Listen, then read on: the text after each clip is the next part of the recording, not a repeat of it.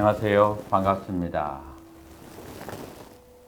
요즘에 그 마음 공부에 대해서 여러 종교와 여러 단체에서 많은 그 가르침이 있고요. 그 중에 사띠라고 하는 것이 뭐 한글로 번역할 때도 알아차림, 마음 챙김 여러 가지 뜻이 있어요. 자, 그래서 공부를 좀 하신 분들은 약간의 혼돈이 있을 법도 한데요. 제가 이번 시간에 그것을 명료하게 오온에 입각해서 사띠는 무엇인가를 명료하게 풀어 드리도록 하겠습니다. 자, 사띠의 대상이 무엇인가? 우리가 알아야 될 대상이 무엇인가거든요.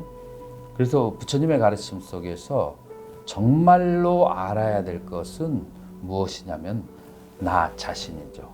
나는 누구인가? 나는 무엇인가? 이 나에 대한 물음, 그리고 이 나는 지금 이렇게 살다가 죽은 후에 어디로 가는가? 그래서 이 모든 질문들이 나하고 관련되어 있죠. 그래서 초기 불교는 분성론이라고 하는데, 그러면은 나라고 하는 것은 과연 무엇으로 구성되어 있는가? 나는 몸과 마음으로 이루어졌다. 그렇게 볼 수가 있죠. 그런데 인간이라고 하는 것은 관계 속에서 존재하는 것이기 때문에 나의 몸이라고 하는 것은 몸 홀로 존재하는 것이 아니고 몸이 경험하는 느낌, 그리고 마음도 마음이 홀로 존재하는 것이 아니고 마음이 경험하는 여러 가지 사념의 대상, 자, 그것을 우리 불교에서는 법이라고 합니다. 간략하게 사띠의 대상은 나는 누구인가를 하는 것이고, 나라고 하는 것은 몸은 무엇이고 마음은 무엇인가를 아는 것이고, 그것을 관계 속에서 봤을 때 몸의 대상인 느낌과 마음의 대상인 생각들, 자, 그래서 신수심법으로 구성되어진 나를 명확하게 아는 것이 바로 사띠의 대상이다. 자, 그래서 이 신수심법은 또 다르게 얘기하면 신은 색이고 수는 수, 그리고 심이라고 하는 것은 식에 해당하고 법은 생각상, 그 다음에 욕구의 행, 이 사념처라고 하는 것은 결국은 오온에 대해서 아는 것이다. 그래서 오온이 어떤 식으로 발생하는가, 오온은 과연 어떠한 정체성을 가지고 있는가를 아는 것이 바로 마음을 아는 것이고 나를 아는 것이고 사띠를 해야만 할 대상이다 라고 그렇게 할 수가 있죠. 자, 그러니까 사띠의 대상이 사념처고 오온인데,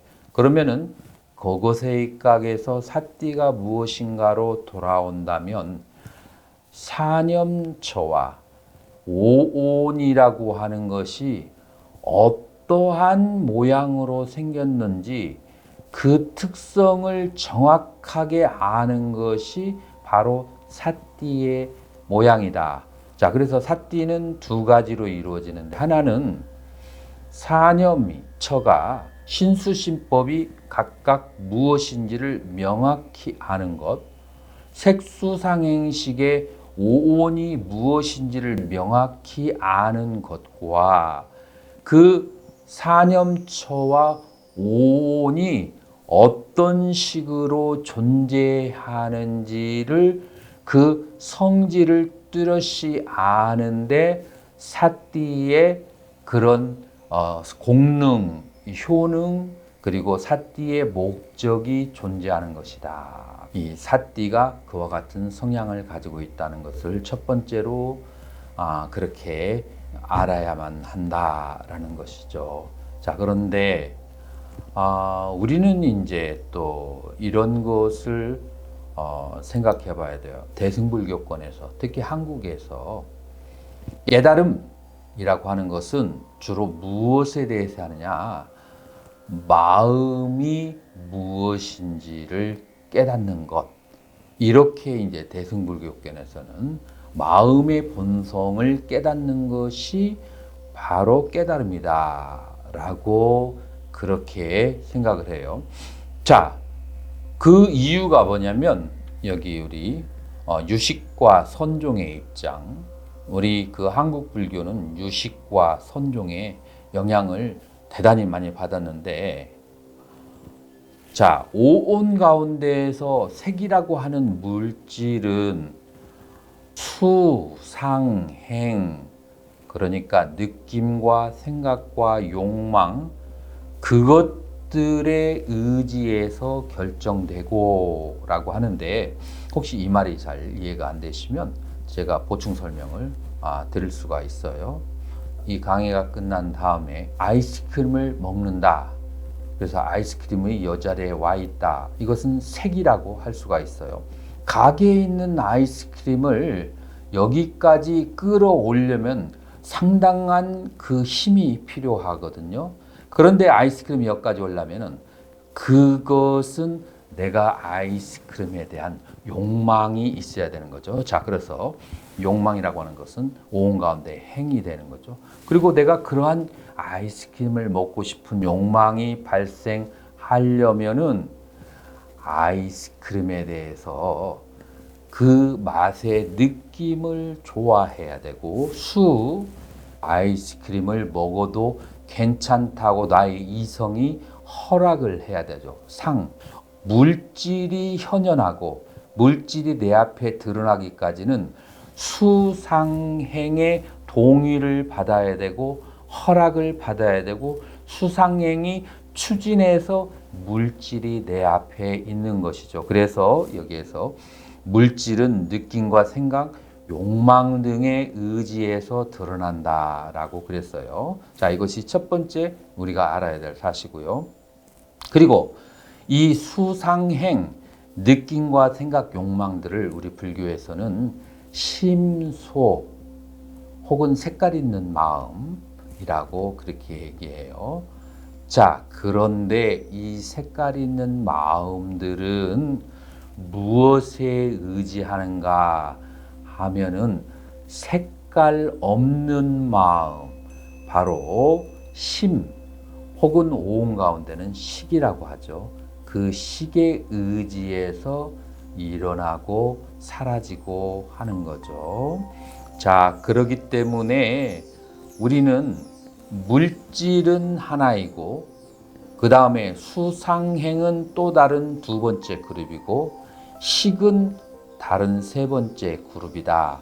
자, 그래서 이 식이라고 하는 것은 마치 거울과 같고, 수상행이라고 하는 것은 거울에 비친 여러 가지 모양과 같고, 색이라고 하는 것은 거울에 비치게 될 수 있는 최초의 원인이 되는 어떤 형상들이죠.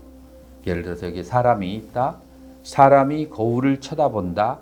거울에 사람의 형상이 비친다 라고 했을 때, 원래 거울에 비치게 하는 사람의 형상은 색이고, 거울에 비친 모양은 수상행에 해당하고, 그것을 받쳐주는 거울의 체는 식에 해당한다라고 그렇게 볼 수가 있죠. 그래서 거울과 거울에 비치는 모양, 수상행과 식이라고 하는 것은 동시생 동시멸이죠.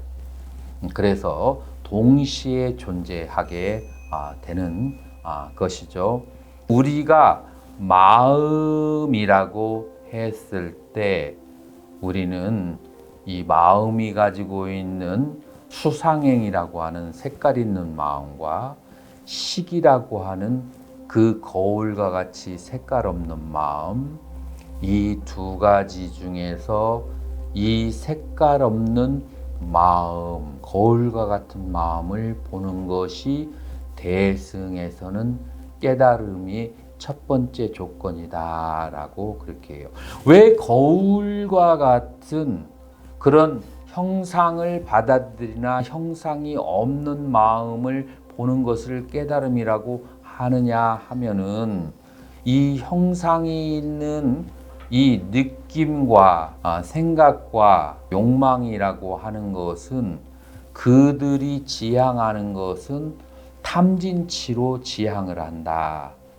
그래서 우리가 좋거나 나쁜 느낌이 있으면 탐심이나 진심이 생기죠. 그래서 이 느낌이라고 하는 것은 탐심을 유발하고, 상이라고 하는 것은 나에게 이롭거나 해롭거나 혹은 나에게 옳거나 그르거나 하는 그런 판단 작용들인데, 이 이해와 시비의 판단 작용도 역시 탐심과 진심의 어느 한쪽으로 흐르게 하고, 그렇기 때문에 욕망도 마찬가지고, 이 내 마음이 수상행을 향하게 되면 탐심과 진심으로 인해서 번뇌가 발생하고, 이 번뇌 때문에 고통이 발생하고, 그렇기 때문에 우리 한국 불교에서는 이 청정한 마음,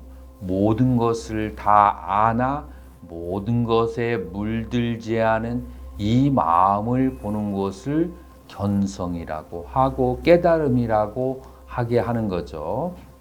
자, 그런데 이것이 견성이나 깨달음의 첫 번째 조건이에요. 자, 그런데 두 번째, 이 아는 마음은 생멸하지 않고 영원한가?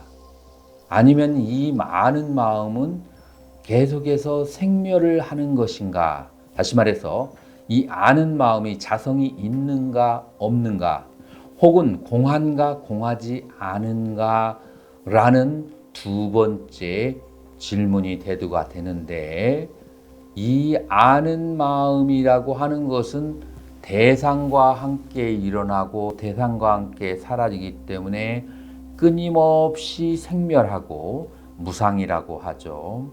이 끊임없이 생멸하는 이 아는 마음에 집착하면 고통이 발생하고, 그리고 이 끊임없이 생멸하는 마음은 자성이 없기 때문에 무자성이라고 하는데, 자, 무아라고 하는 것은 없다는 것이 아니라 어떤 존재하는 것이 인연에 의지해서 생한다는 것을 말하는 거예요. 그래서 이 세상의 모든 존재하는 것들이 인연 따라서 생하고 인연 따라 소멸한다는 것이 바로 무아의 본질인 것이죠.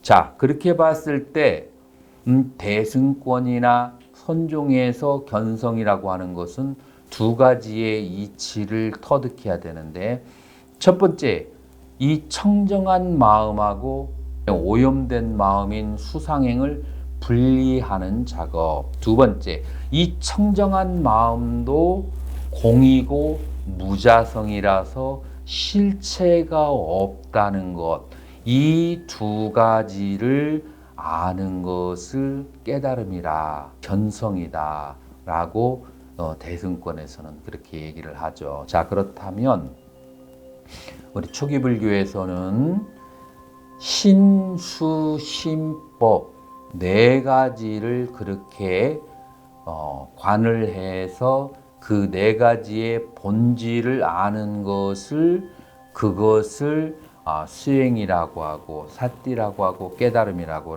한다면, 이 네 가지 중에서 세 번째의 것을 중점적으로 다루고 있는 것이 대승과 선종의 깨달음이라고 볼 수 있다. 자, 그래서 이 심에서 초기 불교, 대승불교, 선종이 동일한 수행의 일치점을 얻는다 볼 수 있어요. 그래서 사념처라고 하는 것은 조금 더 확장된 개념이고, 이 심념처라고 하는 것은 그 중에 하나의 개념인 것이죠.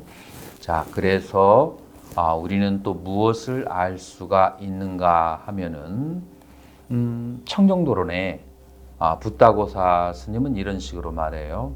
보통 근기를 가진 사람은 몸과 느낌을 관찰하는 것이 쉽고, 중간 근기를 가진 사람은 신념처를 관하는 것이 좋고, 아주 뛰어나고 예리한 지혜를 가진 사람은 법념처, 다시 말해서 이 생각과 그리고 욕망 등을 구체적으로 알아차리는 데 있어서 뛰어나다라고 그렇게 말씀을 하셨죠.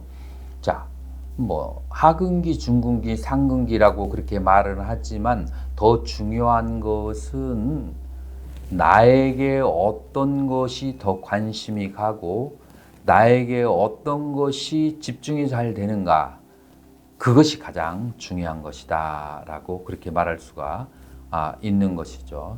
오늘 여러분들에게 강조해서 말씀 드리려고 하는 것은 삿띠를 하는 데 있어서 대상이 아주 중요하다. 그 대상은 결국은 나라고 하는 것은 몸과 마음으로 이루어졌고, 몸의 대상은 느낌이고 마음의 대상이라고 하는 것은 법. 이 법이라고 하는 것은 생각과 욕망이 되는 거죠. 그래서 이것을 넓히면 오온이고 좁히면 사념처가 신수신법이 된다. 그리고 이것을 하나로 하면 바로 나. 그래서 나, 몸과 마음, 신수신법, 오온을 대상으로 해서 수행하는 것이 바로 삿띠 수행이다 라고 그렇게 얘기할 수 있고요. 이 삿띠를 수행함으로써 무엇을 목적으로 삿띠를 수행하는가 라고 하는 것인데요.